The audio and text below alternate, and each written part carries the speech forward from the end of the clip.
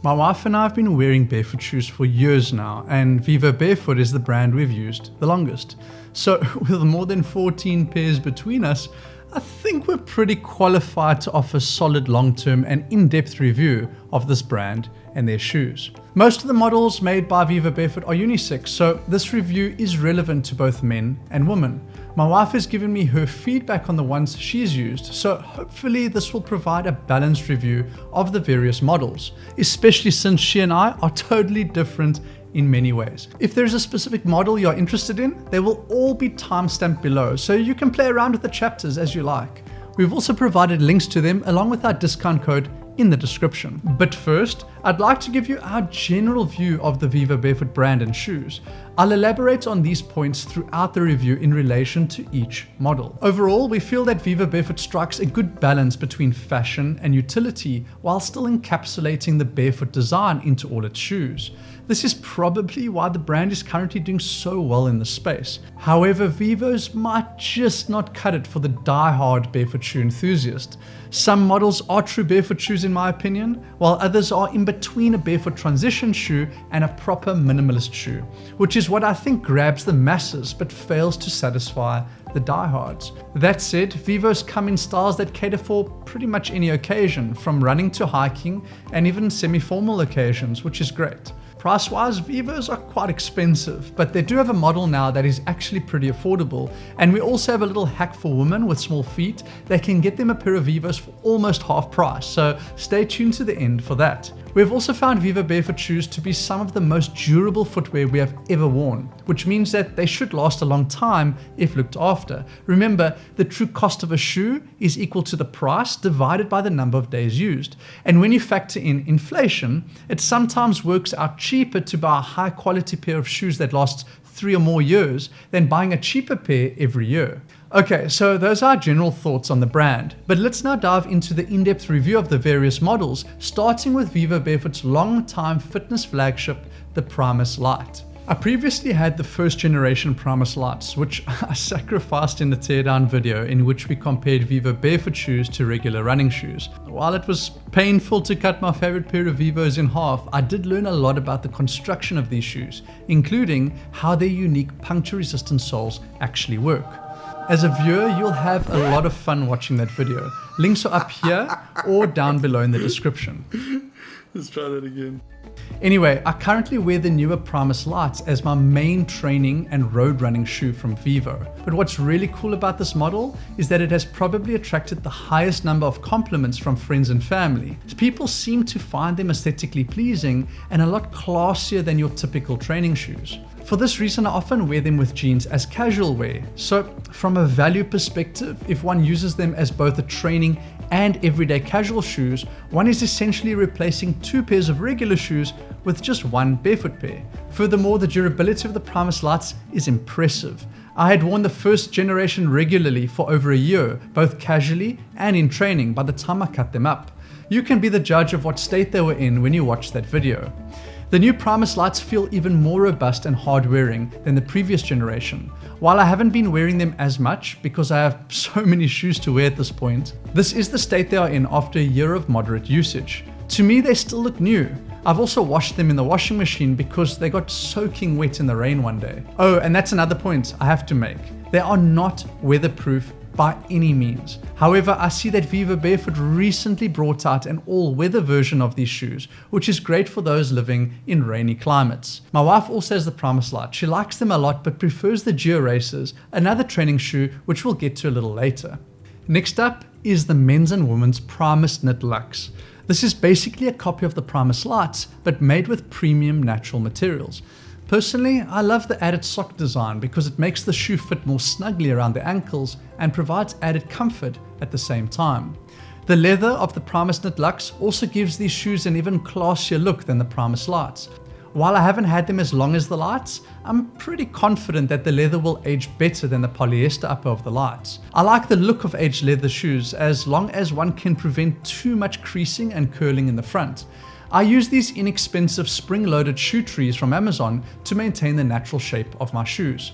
Find the links down below. Vivobarefoot also make the similar Primus Knit IIs, which have merino wool in their sock upper. I'm a big fan of merino wool from a temperature regulating perspective, as well as its natural antibacterial quality, which is useful for keeping bad shoe odor at bay, especially if you want to wear your barefoot shoes without socks, which is something I've been trying out lately and I find I really enjoy it. I was thinking I might even do a full video on the benefits of wearing barefoot shoes without socks in the near future, so let us know in the comments below if you'd like to see that video, and subscribe to not miss out on that one.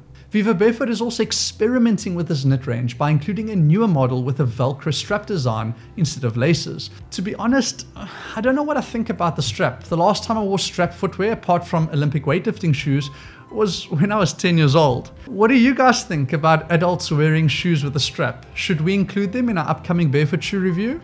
Let us know. Okay, moving on to the Geo Racer, which is another model in the fitness road / indoor running category from Vivo. I haven't tried out this model, but my wife has. As I mentioned earlier, she prefers the overall feel of them to the Primus Lites, especially for walking. Considering that both models have the same undersole, the difference in feeling is probably due to the variations in the upper material. The Primus Lites have a stiffer, harder wearing upper, while the Geo Racers have this very soft and supple knit type of upper fabric.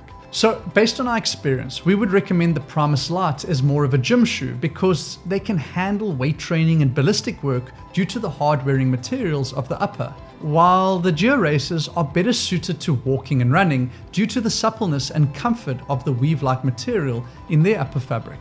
Looks-wise, the Geo Racers are aesthetically pleasing. However, they do look more like a fitness shoe than the Primus Lites, which makes them a little less versatile as a casual shoe. Personally, I would still choose the Primus Lites over the Geo Racers as my fitness shoe of choice from Vivo. My wife, on the other hand, prefers the Geo Racers overall, so no consensus there. I told you we were different. Onto some outdoor training shoes, the unisex Primus Trails. There are two models of the Trails, one with a sock liner upper and one without. Even though I have the previous version of the sock variant, I've still included it in this review as the utility and overall feel of the newer model should be very similar. Let me explain how I use these two pairs of multi-terrain shoes for my training. I use the standard trail FGs for all my mountainous trail runs, and I find they provide me with a good amount of ground feel, while still protecting my feet from sharp rocks and stones, which can really hurt the feet, particularly down the descending portion of a mountainside run. When I compare them to my Merrell Vapor Trails, which are another barefoot style trail shoe, I found the Vivos give a little more ground feel. They have more grip due to the lugs, and the toe box of the Vivos are wider.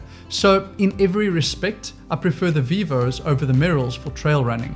However, I might recommend the Merrells before the Vivos for multi-terrain use for someone who has no prior experience of barefoot shoes and needs a transition shoe that doesn't take away too much sole support all at once. This is actually one of the reasons why I originally bought the Merrells, but now that I've become so accustomed to barefoot shoes, the Merrells just feel like they have too much cushion and are too narrow in the front for me.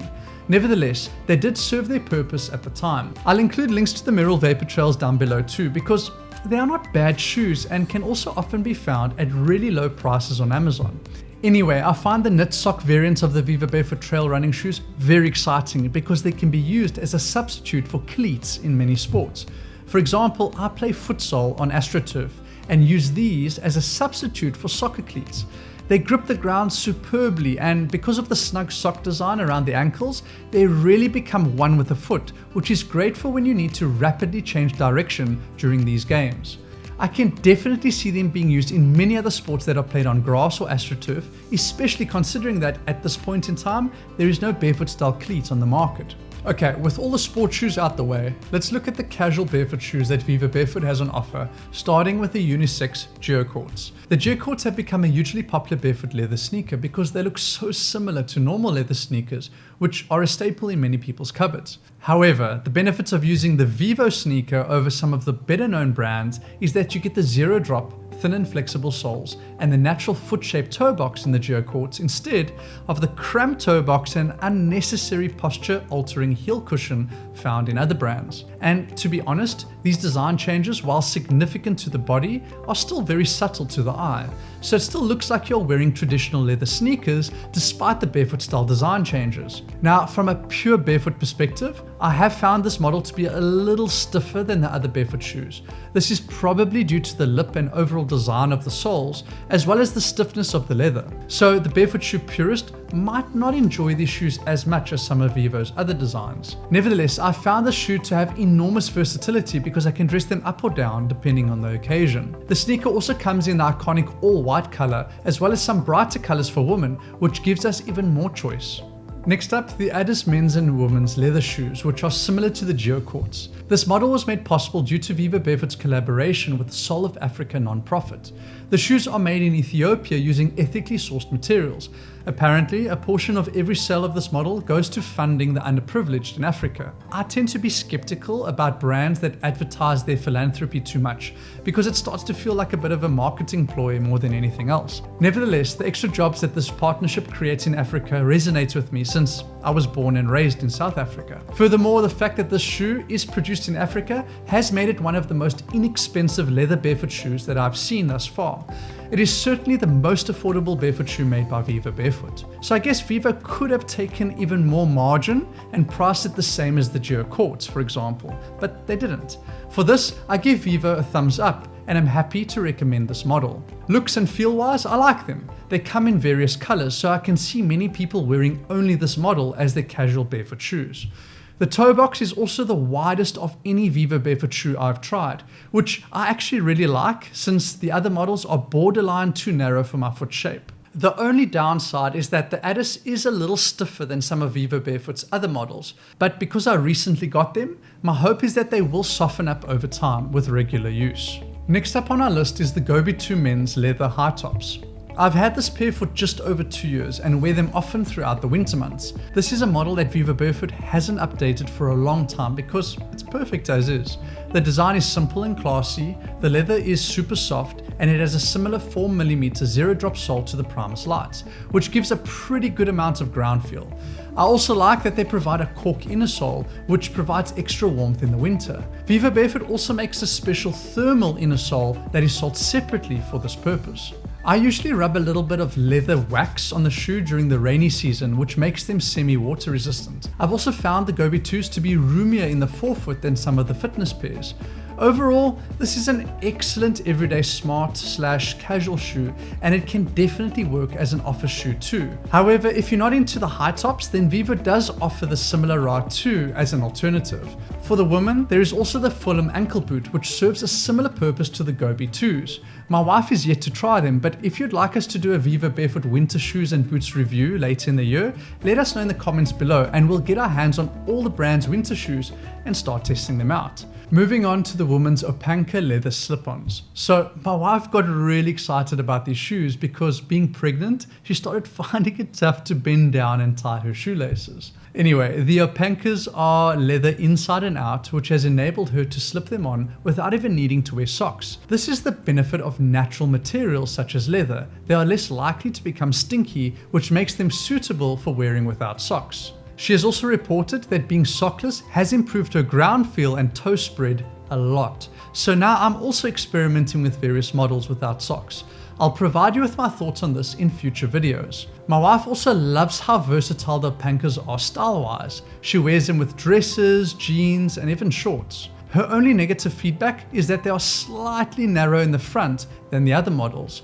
Therefore, the Opankas will probably not suit women with very wide feet. Okay, now to the final shoe, which is actually a kid's shoe but turns out to fit women with small feet too. Vivo's kids range includes European size 38 to 39 or US sizes 6 and 7 respectively in most of its models. Since the kids shoes are significantly cheaper than the adult pairs, we ordered my wife's usual European size 38 or US size 6 in the Primus Booties all-weather juniors to see if they'd fit.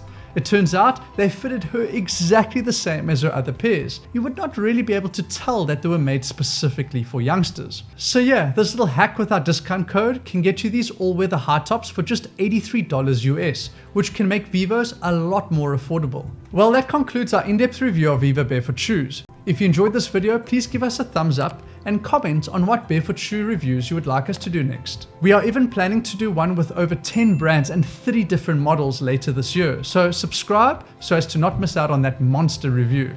But until then, cheers.